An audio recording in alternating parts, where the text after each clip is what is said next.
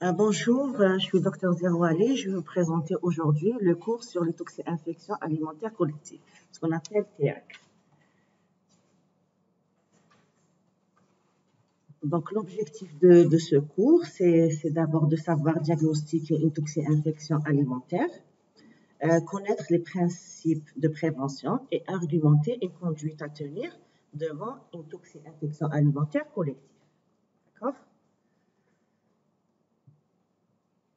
Donc, comment peut-on définir une toxi-infection alimentaire collective? C'est quoi une TEAC?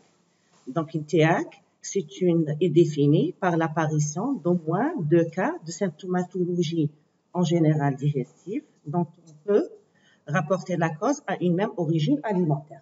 Donc, il suffit d'avoir 2 sujets, 2 personnes qui ont consommé le même aliment et ont présenté par la suite une symptomatologie en général digestive. Quand on dit en général, on peut avoir une autre symptomatologie, mais ce qui prédomine, c'est la symptomatologie digestive. Généralement, c'est ce qu'on a, diarrhée, vomi. D'accord? Donc, c'est un syndrome qui apparaît d'une manière brutale. Donc, le sujet en pleine santé, et brutalement, il va présenter des signes digestifs après absorption d'aliments qui sont pollués par des bactéries ou par des toxines qui sont produits par ces bactéries. Donc, ces toxi-infections sont dues soit à l'ingestion de bactéries libérant une toxine, soit à l'ingestion d'une toxine qui est libérée par des bactéries dans les aliments avant l'absorption. Donc, c'est une toxine qui est préformée, d'accord, dans l'aliment. On va voir par la suite ces bactéries qui produisent des toxines. C'est bon? Donc, c'est l'apparition de 2 cas avec des symptomatologies digestives ayant la même origine alimentaire, apparaissant d'une façon ou d'une manière brutale. Ces toxi-infections sont fréquentes, vous le savez, donc surtout en été, dans les collectivités, dans les cités universitaires, dans les fêtes, voilà, les fêtes qui sont très fréquentes chez nous, la restauration, les colonies de vacances, là où il y a une collectivité qui partage un repas commun. Donc, les toxi-infections sont fréquentes dans les collectivités. Ils sont peu graves. Donc, généralement, on n'a pas de forme grave. La gravité, on va voir, elle est liée à quoi par la suite. Mais généralement, c'est peu grave. D'accord? Donc, c'est des maladies, c'est une infection à déclaration obligatoire. C'est la déclaration pour pouvoir faire une enquête épidémique.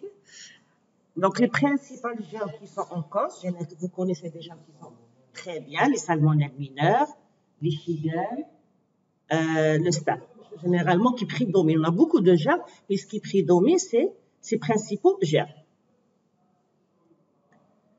Quelles sont les sources et les voies de transmission de ces bactéries, de ces toxines? Donc, généralement, par définition, c'est une infection alimentaire, par l'ingestion d'aliments contaminés, d'accord? Donc, comme on a vu, la toxinogénèse peut se faire dans l'aliment ou dans la lumière ou le gel qui peut libérer sa toxine au niveau de la lumière digestive.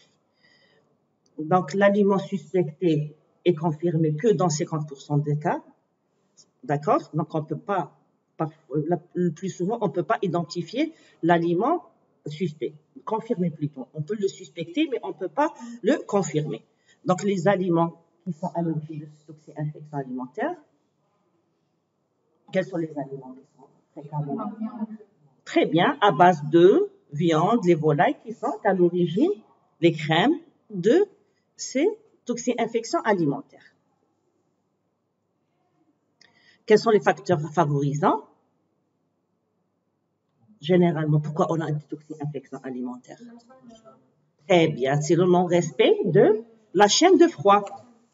Voilà. Donc, quand on mange un aliment, il faut que la chaîne de froid de la fabrication de cet aliment soit respectée. Donc, on a une erreur, parfois dans le processus de préparation des aliments. Donc, l'exemple type, c'est les fêtes. Chez nous, quand on fait une fête, quand on prépare les aliments, qu'est-ce qu'on fait? Traditionnellement, généralement, on prépare la matinée, on le laisse généralement dehors, d'accord, au soleil. On va à la fête, on s'amuse, on danse et on revient l'après-midi, le soir, et on mange l'aliment qui est déjà préparé le matin. Nos fêtes, généralement, c'est en été. Parfois la veille, de bon matin ou le petit matin, on prépare et on laisse de côté. Donc, il y a une erreur dans le processus de préparation de cet aliment. Ou le délai, voilà, ce qu'on appelle aussi le délai qui est important entre la préparation et la consommation. Donc, on prépare le matin et on consomme le soir. Il n'y a pas de conservation, il n'y a pas de chaîne de froid. Donc, est-ce que c'est des pathologies? Donc, on revient aussi maintenant de par ces facteurs favorisants. Est-ce que c'est une pathologie grave? Est-ce qu'il y a des terrains où ça peut être grave? Très bien. Très bien. Donc, on dit la gravité, elle est liée surtout au terrain. Donc, c'est les extrêmes âges, qui est un petit poids corporel, nourrissant, le sujet âgé, et le terrain, comme vous avez bien dit, l'immunodéprimé. Donc, pour cette pathologie, on n'a pas beaucoup recours à l'hospitalisation. L'hospitalisation, c'est dans 10% des cas. C'est lié à la gravité de le retentissement de la diarrhée, c'est quoi? Très bien, c'est lié à la gravité de déshydratation, surtout c'est des sujets qui vomissent et on ne peut pas les réhydrater par voie orale, donc ce qui nécessite l'hospitalisation. Donc généralement, c'est peu grave. Comme on l'a toujours dit au début plus tôt, pardon, c'est une maladie à déclaration obligatoire. Donc le mécanisme physiopathologique de cette toxi-infection, il y a plusieurs mécanismes physiopathes. Il y a le mécanisme invasif, le mécanisme entérotoxinique et le mécanisme cétotoxique, ou il y a aussi le mécanisme mixte entre les deux. Donc, on va voir le mécanisme ou l'action de ces germes, l'action invasive. L'action invasive, qu'est-ce qu'elle va donner? Très bien, mais elle va donner ce qu'on appelle un syndrome désentérique. Très bien, elle va donner un syndrome désentérique. Donc, le germe, il est entéro-invasif, donc il va envahir la muqueuse intestinale, il va détruire la muqueuse intestinale. Voilà, donc il y a le germe qui rentre au niveau de l'entérocyte, il détruit l'entérocyte et il détruit aussi toute la muqueuse intestinale. Donc, il est envahissant, il envahit la muqueuse intestinale. Donc, comme conséquence, qu'est-ce qu'on va avoir sur le plan clinique? Diarrhée, comment elle est cette diarrhée? Non, elle n'est pas aqueuse. Très bien. Donc, il y a des phénomènes inflammatoires, il y a destruction de la muqueuse intestinale.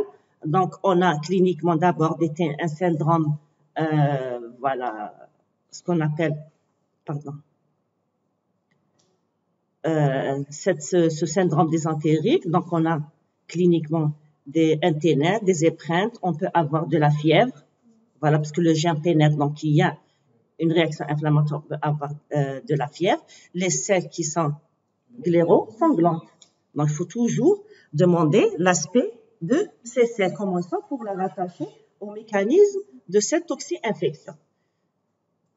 D'accord? Donc, on a colonisation ou ulcération au niveau surtout ilio-colique. Donc, on a des glaires, du sang et un syndrome infectieux qui est parlant. D'accord?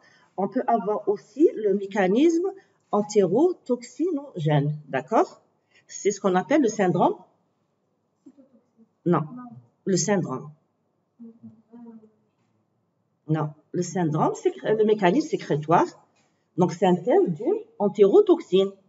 Qu'est-ce qu'elle va faire, cette entérotoxine, au niveau de la muqueuse? Mais qu'est-ce qu'elle va faire? Est-ce qu'elle va pénétrer? Donc, la muqueuse, elle est intègre. Donc, elle ne va pas pénétrer. Donc, c'est un mécanisme sécrétoire. Ce germe synthétise une entérotoxine. Qu'est-ce qu'elle va faire, cette entérotoxine? Donc, le germe reste à l'extérieur. Donc, qu'est-ce qu'elle va faire? Elle va pénétrer au niveau de la cellule. Ce que vous avez dit. Très bien. Donc, on aura une fuite d'eau et d'électrolytes. Donc, on a, très bien, qui est plus importante, ce qu'on appelle le syndrome cholériforme. C'est comme le choléra. Vous avez fait le cours sur le choléra.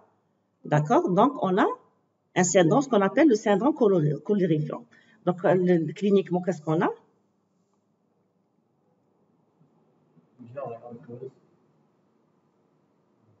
Donc, on n'a pas de destruction cellulaire ou villositaire, on a multiplication bactérienne pas hominine, donc il n'y a pas beaucoup de multiplication bactérienne. Donc ici, s'il n'y a pas de multiplication cliniquement, s'il n'y a pas de multiplication, s'il n'y a qu'une toxine, qu'est-ce qu'on peut avoir cliniquement? À l'opposé du syndrome de l'action invasive, du syndrome dysentérique. Oui, diarrhée, mais de par la diarrhée. Là, on est infectieux. Il y a l'élément important. Très bien. Pas ou pas de fièvre. Comme le choléra, c'est apéritif. Il n'y a pas de fièvre. Donc, quand il y a une toxine, il n'y a pas de germes qui se multiplient, il n'y a pas de phénomène inflammatoire, donc on n'a pas de fièvre. Elle est très modérée ou absente. Généralement, elle est absente dans le syndrome cholérique. Donc, il n'y a pas de destruction cellulaire, donc il n'y a pas de glaire, il n'y a pas de sang, pas de destruction aussi villositaire, il n'y a pas. Donc, la multiplication bactérienne, elle est absente, voire pas ou peu. D'accord? Donc, on a juste cette entérotoxine qui stimule la libération d'eau et d'électrolytes. Par conséquent, on n'a pas de la fièvre, elle est absente et on a un syndrome colériforme. Donc, les selles sont très bien, sont aqueuses et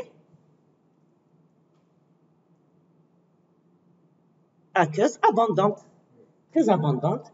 Il y a le risque de déshydratation est le plus important.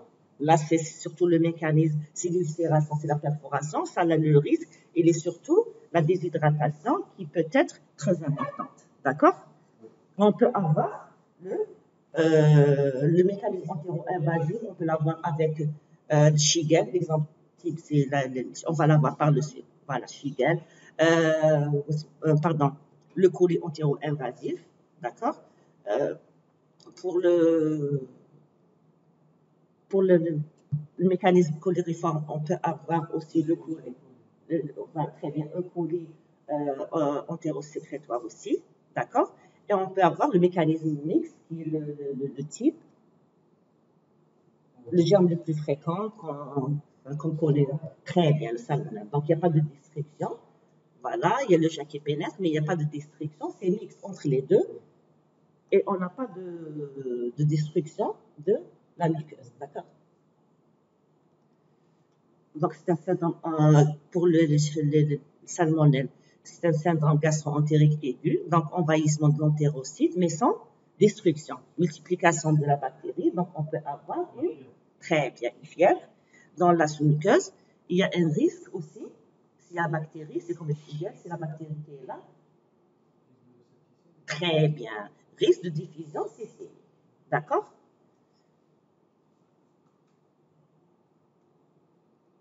Donc maintenant, on a terminé avec le mécanisme physiopathe. Donc il y a différents germes qui sont à l'origine de 3 mécanismes physiopathologiques.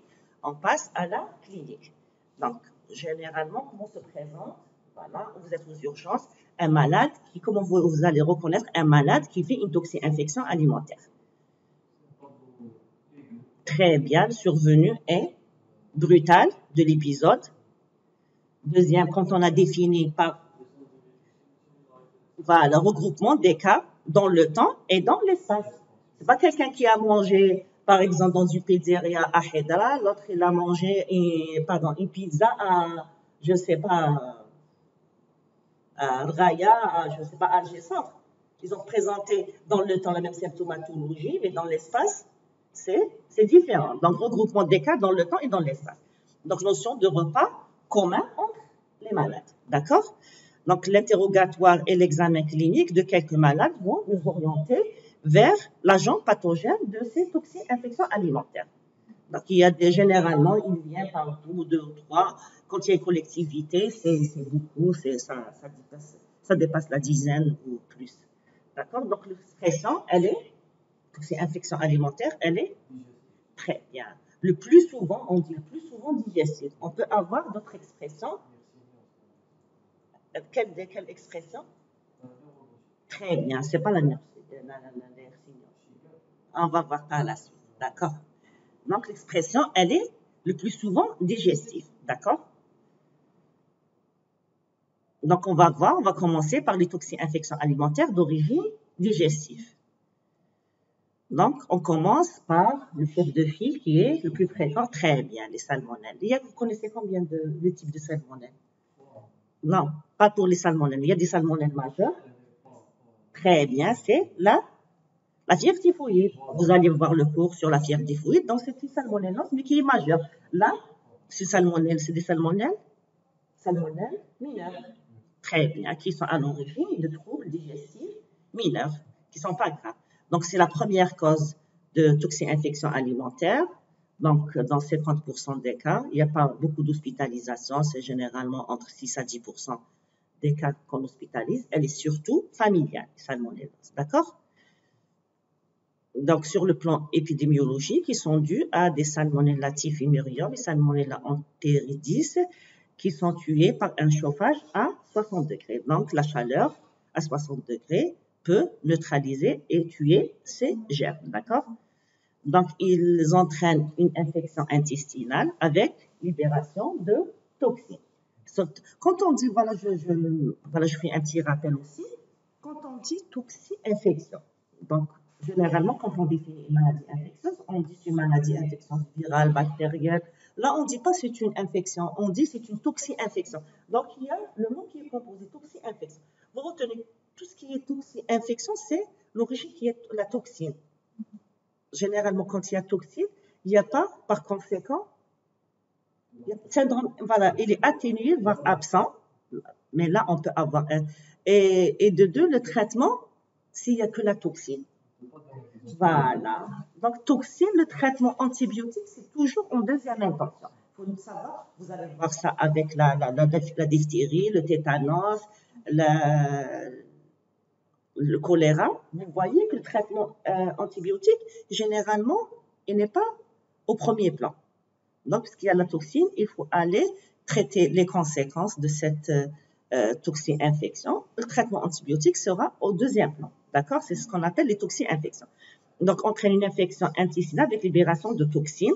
La contamination se fait par consommation d'aliments souillés ou peu cuits. Ils ne sont pas vraiment cuits parce qu'ils sont détruits. Ils sont détruits par la chaleur. D'accord? Donc, le réservoir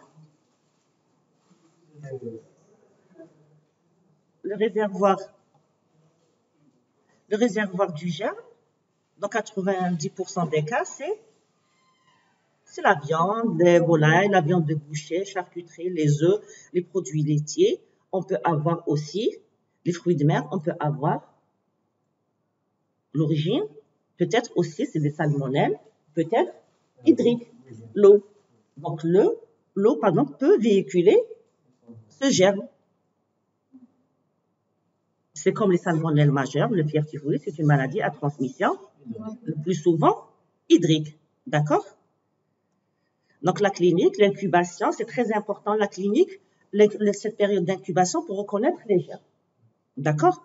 Donc l'incubation, elle est longue, de 6 à 48 heures. D'accord? Donc il faut toujours faire un interrogatoire pour reconnaître par rapport à cette période d'incubation pour reconnaître le germe. Donc, il ne peut pas être confirmé que 50% des cas, donc l'interrogatoire est très important.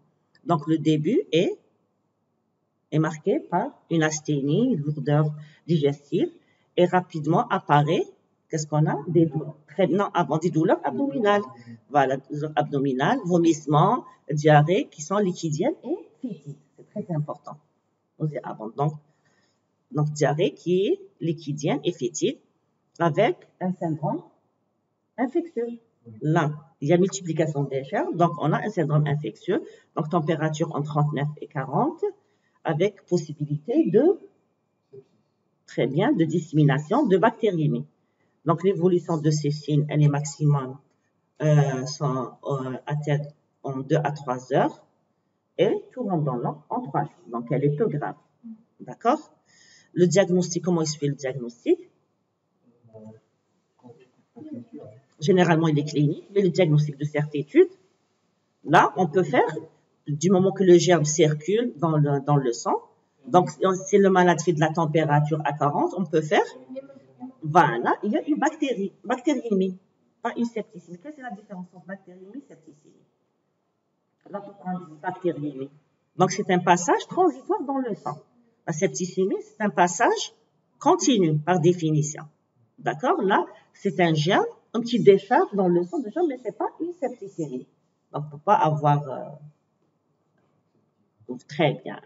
Donc, la coproculture, du moment que c'est une diarrhée, on fait une coproculture. On fait des hémocultures, c'est le malade qui fait des pics de température, parce qu'on fait des hémocultures à partir de 38,5. D'accord?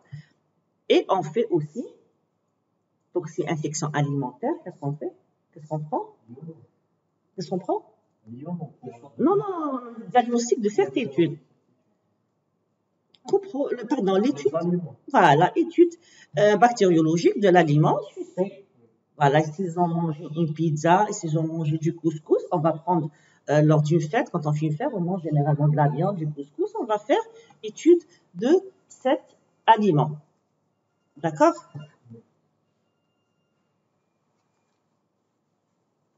Donc, on l'a dit pour le diagnostic, si on fait un résumé, donc la période d'incubation, elle est,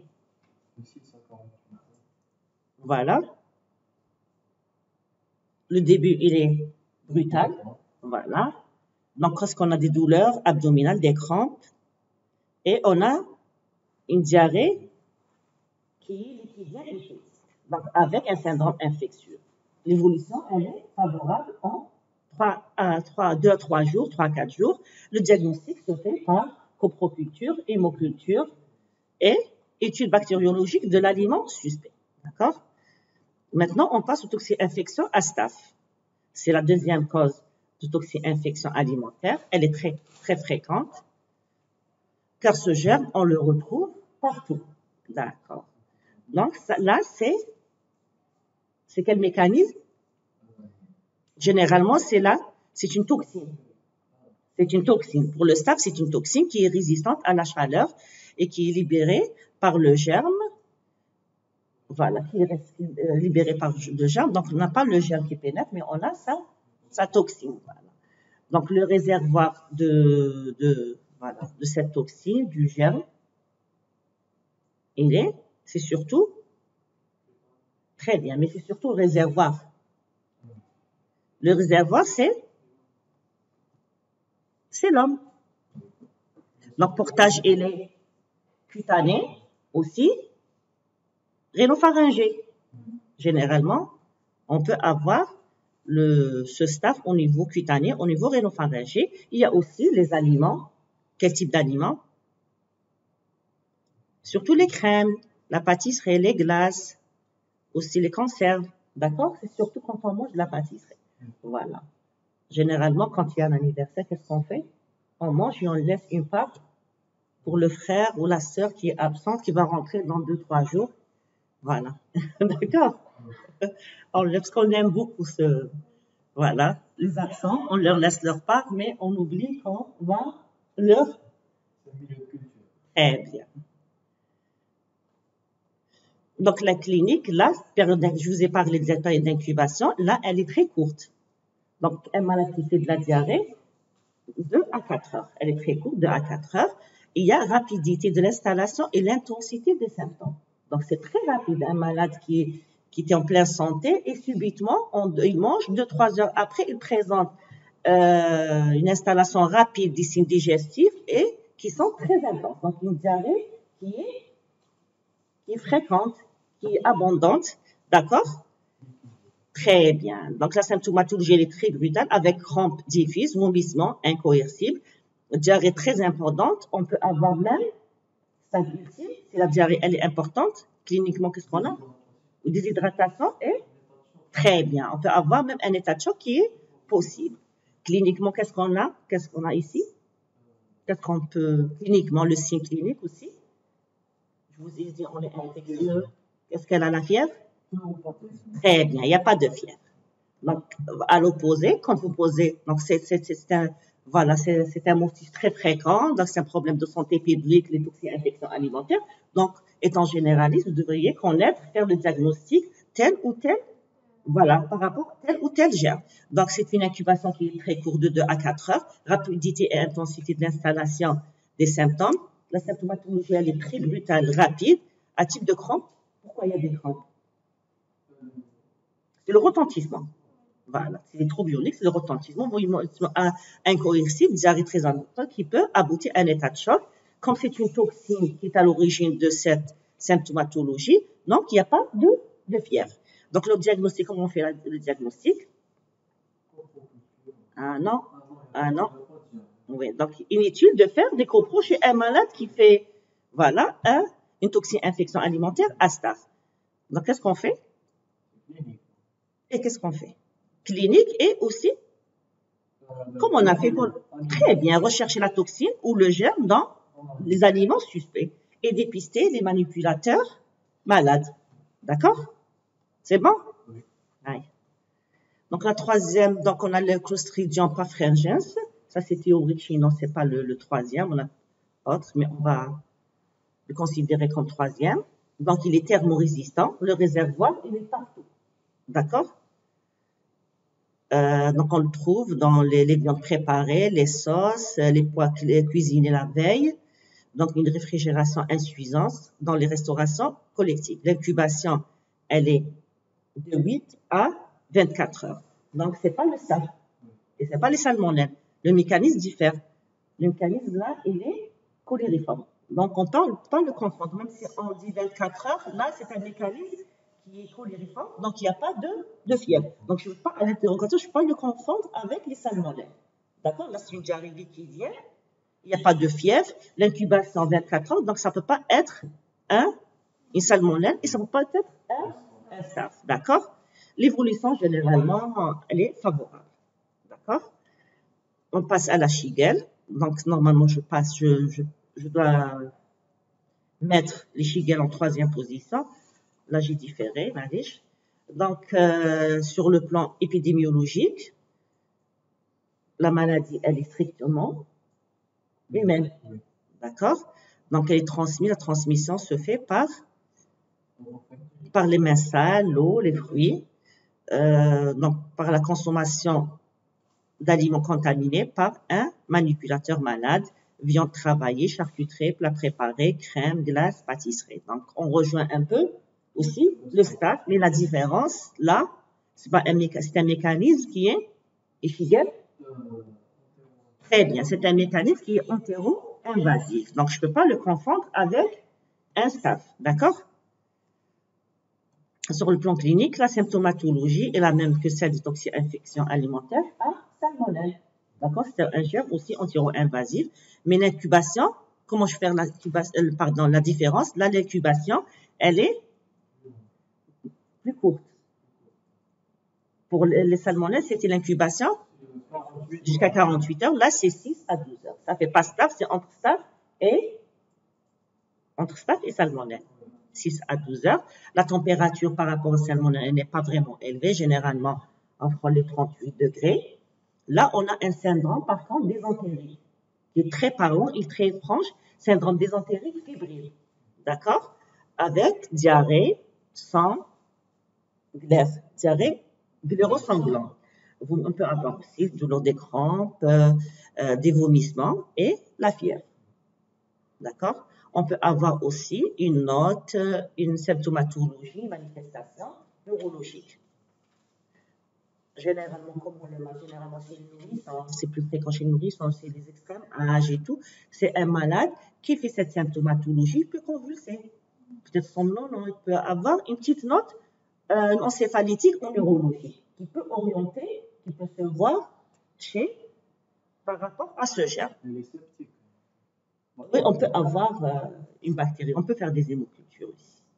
D'accord? On peut trouver le germe au niveau des selles, au niveau des hémocultures. Donc, on est appelé parfois, moi personnellement, ça fait pas longtemps, j'ai un enfant qui a présenté une symptomatologie digestive et une symptomatologie neurologique. Je crois l'année passée. Et c'est un enfant qui a convulsé, qui était somnolent. Donc, c'était l'attention qui attirée plus vers les signes neurologiques. Un enfant qui présente des signes neurologiques, on pense plutôt à une méningite, d'accord? Donc, on est parti faire le scanner, on a juste placé une voie. Donc, cette notion de diarrhée était au second plan. Donc, même à l'interrogatoire, il y a une petite diarrhée. Donc, on peut avoir une diarrhée, des des signes digestifs, d'accord? Les signes digestifs, d'accord? Donc, on est parti. Donc, on a mis pas vraiment une mise en condition, mais on voit c'était l'urgence, c'est de faire un scanner pour pouvoir faire une PL. On a fait le scanner. En cours de route, le malade était réhydraté. Donc, de retour, le malade s'est réveillé, même avant de faire la PL. D'accord? Donc, on a fait une PL qui était tout de même à convulsion, qui était une PL qui était normale. Et après, elle nous a parlé en poussant l'interrogatoire. C'était l'urgence, une méningite, une urgence. D'accord? Donc, de retour, le malade s'est réveillé, il était bien, il y a on a corrigé les troubles. Voilà, en plaçant une perfusion avec une perfusion de réhydratation, parce qu'il avait perdu voilà, des électrolytes et de l'eau. Et en faisant l'interrogatoire, il y a un repas, il y a une symptomatologie digestive qui est partagée par les membres de la famille. Donc, c'est une toxine-infection alimentaire. Et j'ai demandé par la suite, on a hospitalisé en pédiatrie chez nous, service de pédiatrie, ils ont trouvé une Shigelle. D'accord? Donc, ça peut passer. Donc, c'est pas grave. Le fait, la gravité, c'est vrai, c'était la méningite d'aller faire un scanner et tout, mais il faut traiter symptomatiquement. Donc, d'accord? Et c'est le traitement symptomatique qui était à l'origine de ce diagnostic. Donc, on revient à notre Shigelle, c'est juste pour vous expliquer cette note neurologie. Donc, la rétrocession, elle est rapide en donnant un traitement réhydratant, comme je vous ai expliqué, il suffit juste de réhydrater. Donc, le diagnostic se fait par coproculture, hémoculture et études bactériologiques d'aliments, des aliments suspects. Jusque-là, c'est bon. Si on arrive à faire ce diagnostic d'une infection à staph, à salmonelle, à Shigelle, c'est bon. Vous êtes des champions. D'accord? C'est déjà le diagnostic d'une toxi-infection, vous êtes des champions. Donc, on va voir, il y a aussi un autre germe qu'on peut citer. Je vous ai fait un tableau pour tous les germes et pour les signes cliniques. Vous allez le voir après, je vous donne le cours. Donc, il y a la Yersinia enterocolytica. Donc, le réservoir, c'est la viande. L'incubation, c'est 3 à 7 jours. Là, vous voyez, quand même, l'incubation, elle est un peu longue. Donc, le symptôme, on peut avoir un syndrome pseudo-appendiculaire. D'accord? Avec fièvre modérée, des nausées, vomissements, douleurs abdominales. Et on peut avoir de la diarrhée aussi.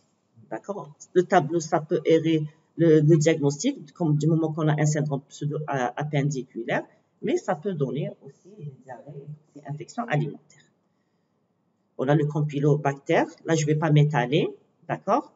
Il y a la différence. Le réservoir, c'est toujours animal, volaille et lait. L'incubation 2 à 5 jours. Les symptômes, c'est douleur, fièvre, diarrhée. Donc, ça rejoint cette symptomatologie digestive. Je vous ai dit qu'il y a un tableau où je détaille voilà, tous les germes avec leur symptomatologie clinique. On a aussi la listeria. Donc, la listeria peut donner une toxi-infection alimentaire. Quelle est la particularité de la listeria? Pourquoi elle est grave? Enfin, relativement grave. C'est pas le fait qu'elle soit intracellulaire. La gravité, c'est pour... non, elle est bénigne. Non, immunodéprimée, il y a quand même un autre... la listériose. Elle donne un tableau digestif. Elle donne une toxi-infection alimentaire. La porte d'entrée, elle est digestive. Donc, on va voir. Le réservoir est le lait, viande, charcuterie, eau, légumes. Donc, elle se multiplie à plus de 4 degrés. L'incubation, elle est de 1 à 2 jours. Les symptômes, c'est un syndrome aussi digestif et elle peut donner un syndrome pseudo-grippal. Elle est dangereuse chez qui? Les immunodéprimés. Et aussi, vous ne connaissez pas. Très bien. La femme enceinte, quoi? Est-ce que c'est pour la femme enceinte? Très bien. Il risque de faire le passage chez le nouveau-né, il risque de faire une listériose. Voilà, une listériose neuroméningée. D'accord, très bien. C'est pour ça qu'il faut traiter la femme enceinte, voilà. Il faut traiter la fièvre chez la femme enceinte, toute fièvre, voilà. Et listériose jusqu'à preuve du contraire. Très bien. On peut avoir, donc, quand on a défini, on a dit c'est une symptomatologie qui est fréquemment digestive. Donc, on peut avoir une autre origine qui est toxi-infection alimentaire d'origine neurologique. Je rejoins ce qu'on a dit tout à l'heure, le germe qui est incriminé, le germe le plus incriminé. Non, la Shigelle. On a parlé de Shigelle. Non, c'est pas Shigel. Shigel, on a parlé de Shigel. C'est un germe anti-invasif, Shigel. Non. Donc, dans cette symptomatologie purement digestive, enfin, purement ou le plus souvent neurologique. C'est le botulisme. C'est le botulisme. D'ailleurs, c'est difficile, voilà, c'est difficile de faire le diagnostic. Comme j'ai une symptomatologie qui est purement neurologique, je ne pourrais jamais faire un diagnostic. On va s'étaler, puis sur cette clinique, après, on va parler comment faire le diagnostic. D'accord? Donc, elle est due à la mauvaise stérilisation de conserve familiale haute préparation. Quand vous préparez la confiture chez vous, la tomate, tout ce qui est conserve, voilà, artisanale ou familiale. Donc, c'est une mauvaise stérilisation, c'est une mauvaise préparation et stérilisation de ces conserves. Donc, elle a une grande capacité d'avoir une grande thermorésistance. Donc, de la spore, c'est une spore. D'accord? Donc, voilà, elle est rare. Il s'agit d'une intoxication car la toxine, elle est préformée dans l'aliment. Après germination de spores. D'accord?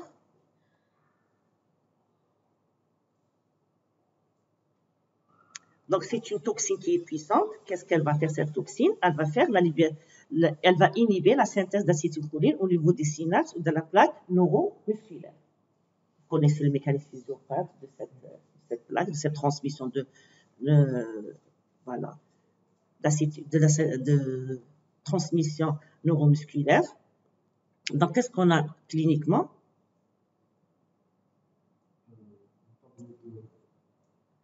Donc, avant la clinique, donc c'est une touche par de la toxine. C'est une toxine qui est libérée au cours de l'autolyse du germe. Donc, il y a 6 variétés antigéniques.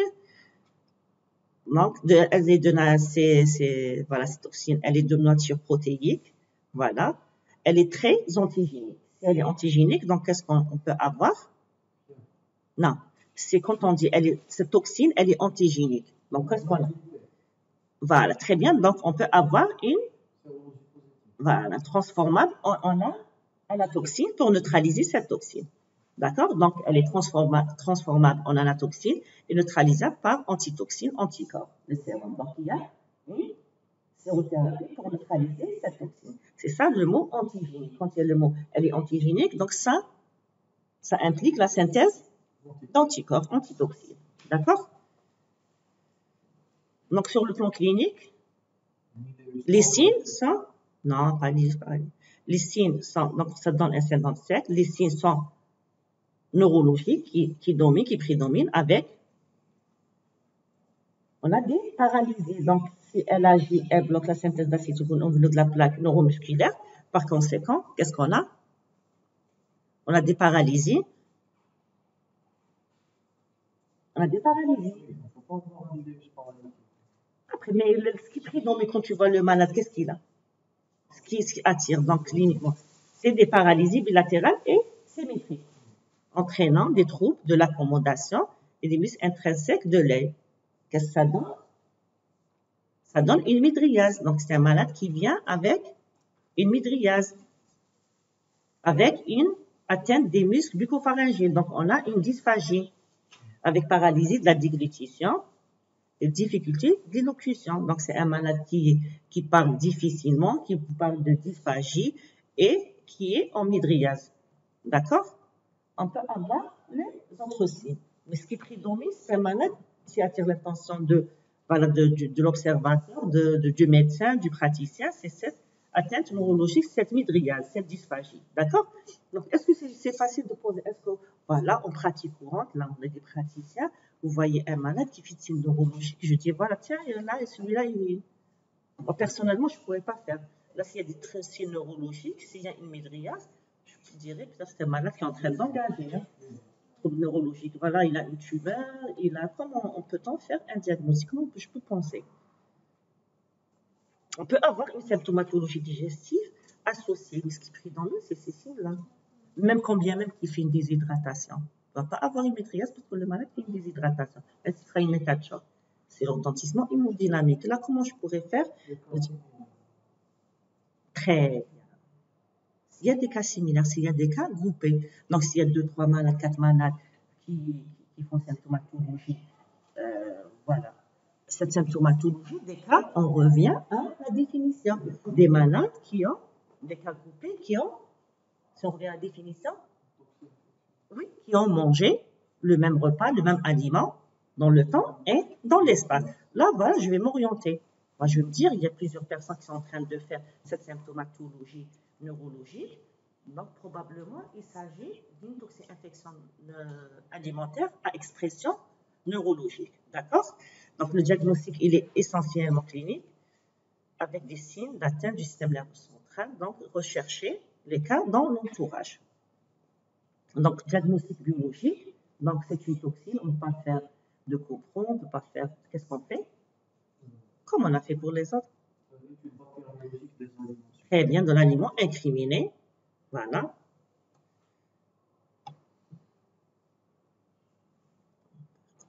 On peut avoir aussi d'autres toxines là. Pardon, le traitement, c'est la sérothérapie. Très bien. Donc, le traitement, elle est surtout préventif. Là, c'est traitement curatif. Là, c'est surtout préventif. Donc, les mesures légales pour abattage des aliments, préparation des conserves industrielles et règles de salissant et de conservation des aliments. Donc, d'autres toxi-infections alimentaires d'origine neurologique, on a aussi l'intoxication histaminique. D'accord? C'est la consommation, là c'est très fréquent, vous avez déjà vu, de poissons mal conservés. Très bien. Donc, l'incubation, elle est très courte. Vous mangez l'aliment et tout de suite, vous avez, qu'est-ce que vous avez? Non. Histaminique.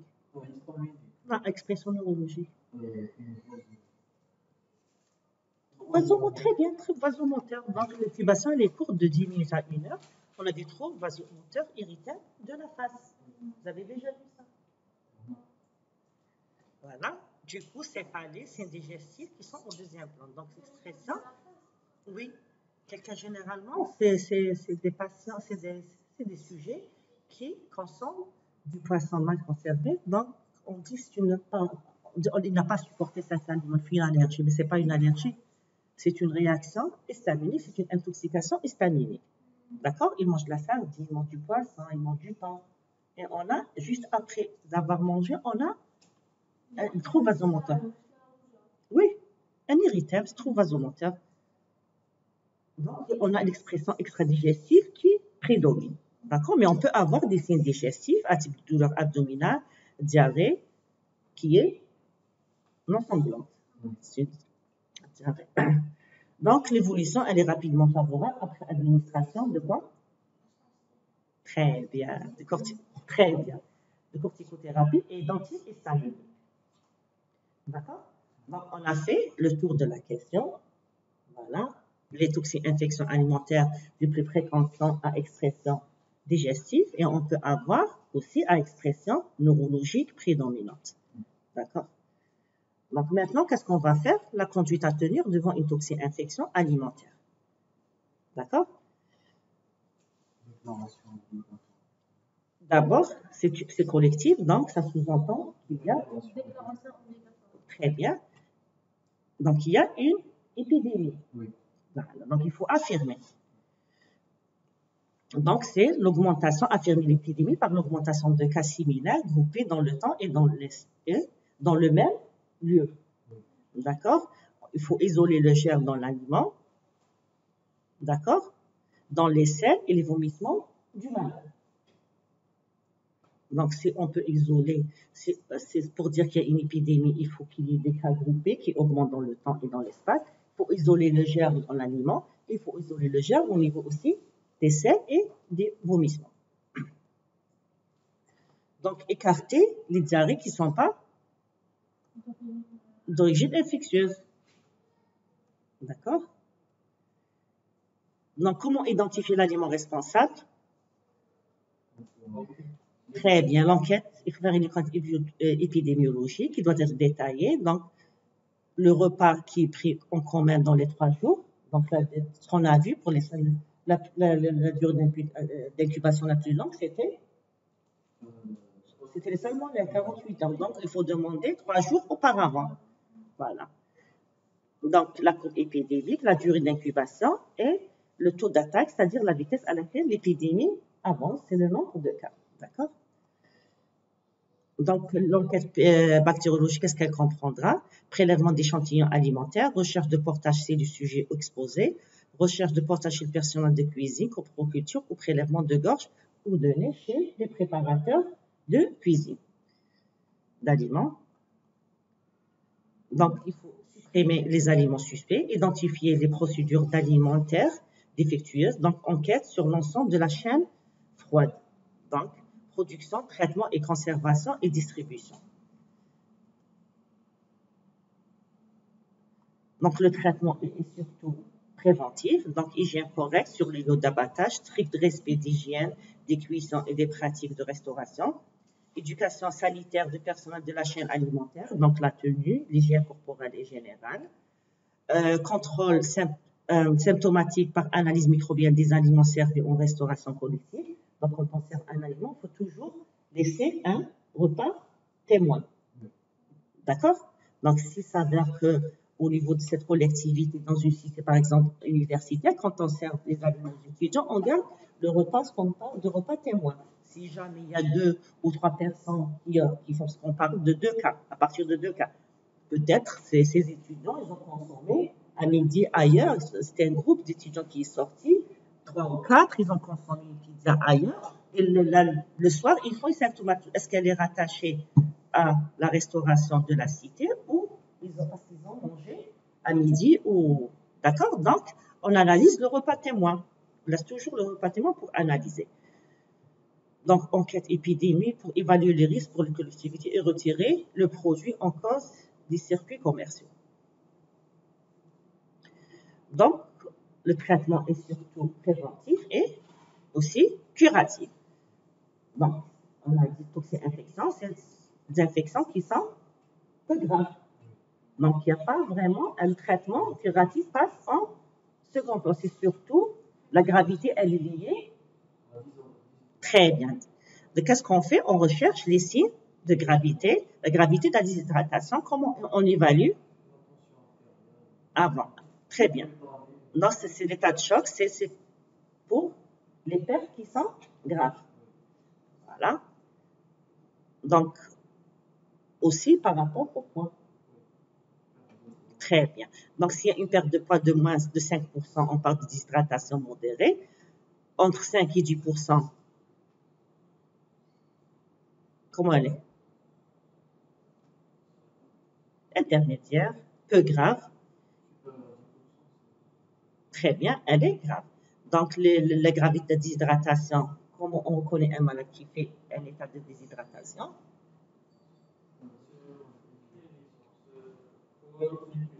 Très bien. La déshydratation extracellulaire, qu'est-ce qu'on a? Persistance anormale du pli cutané aussi. Très bien. Et pour des globes oculaires? Voilà. Très bien. Intracellulaire, pour la déshydratation intracellulaire? Très bien. Très bien. Soif vive, sécheresse des muqueuses et? Très bien. Donc, si les pertes sont plus de 10%, la déshydratation, elle est grave. Qu'est-ce qu'on a? On a les signes précédents avec très bien ce qu'on appelle le collapsus périphérique. Extrémités qui sont froides. Très bien. Tachycardie. Trouble hémodynamique. Hypotension. Très bien. Sous de la tension artérielle. Donc, aussi, on peut avoir, s'il y a tout ça, troubles de la tension qui peuvent aller jusqu'au coma. Comme à l'état de choc, c'est surtout l'état hémodynamique. D'accord? Donc, comment on traite ces malades qui font plus un état de déshydratation? Très bien, réhydratation hydroélectrolytique. Donc, c'est la mesure thérapeutique essentielle. Donc, comment on peut réhydrater?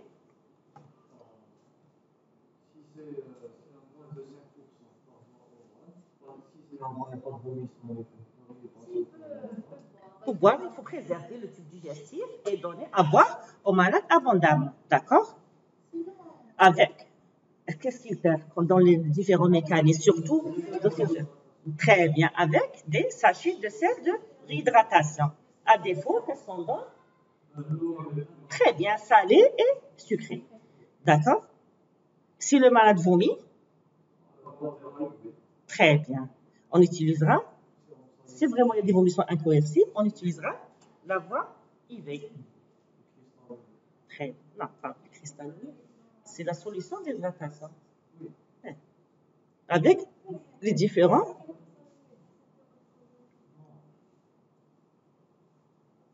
Est-ce qu'on fait, pardon, avant la prise en charge, j'ai oublié, j'ai omis de vous parler, est-ce qu'on fait des examens complémentaires en général? Donc, on a évoqué les examens complémentaires par rapport à tel ou tel gère. Mais en général, quand vous voyez en votre consultation aux urgences un malade qui fait une toxine, vous avez diagnostiqué une toxine-infection alimentaire, est-ce que vous faites... Non. Systématiquement. Est-ce qu'il y a des examens complémentaires à faire? Est-ce qu'on fait une formule? Est-ce qu'on fait un bilan rénal? Est-ce qu'on fait... Généralement, il n'y a pas de... Très bien, mais on ne fait pas d'examen complémentaire de retentissement systématique. Je parle d'examen complémentaire de retentissement.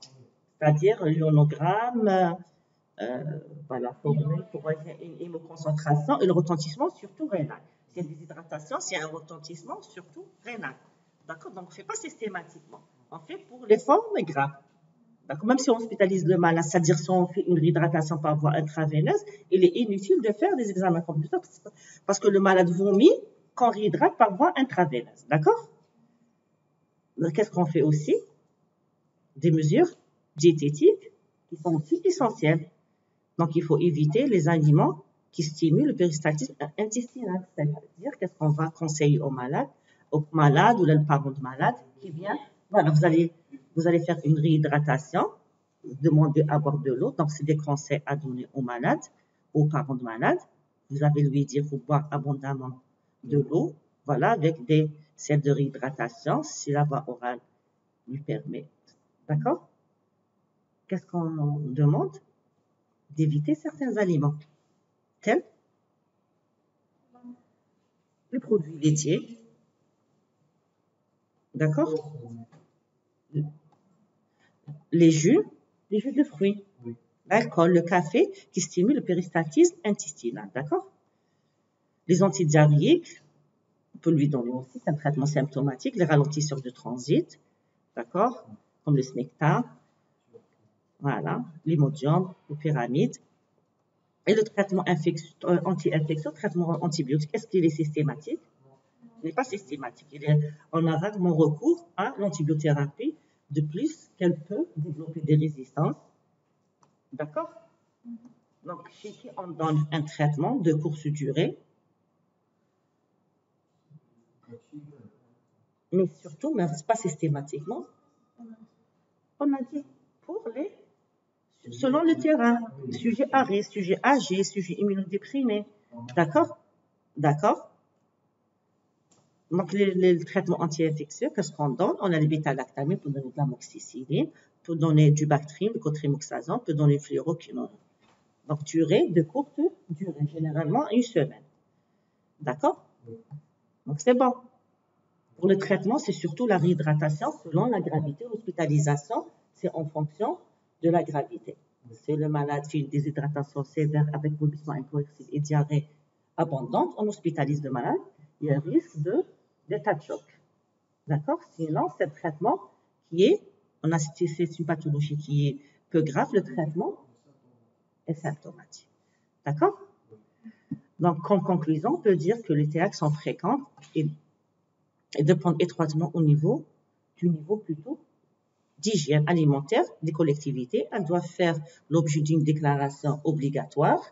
Il faut toujours terminer par un rapport avec des recommandations, des propositions pour mettre un terme à l'épidémie en cours et afin d'éviter que cela se reproduise.